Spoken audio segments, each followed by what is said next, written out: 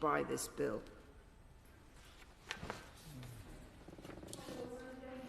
Briefly as well, for several reasons. One is I want to get home tonight. Secondly, I'm cold. And thirdly, because I quite agree, we don't want a terrible day on Wednesday. Now, part of the fallacy of this children not in school register is that local authorities don't have the information already about children who aren't in school. But that's not true, because the most invisible children who've not had any contact with any service at all, it might apply to them, of course. But otherwise, the truth is that local authorities have a great deal of information about almost every child, whether they attend a school or not.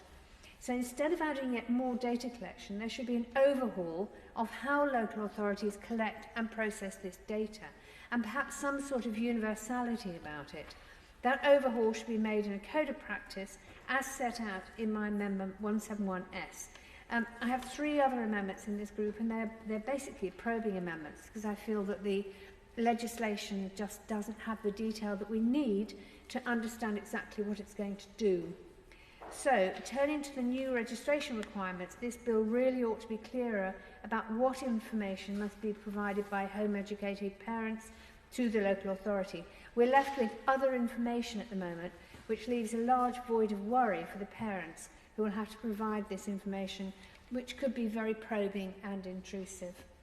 I'd much rather see such broad wording removed altogether, or make it subject to being necessary and in the child's best interests. This group contains a range of possible ways forward, but the general gist is that the Minister must convince your Lordship's House that any of this intrusive bureaucracy is needed in the first place. My Lords,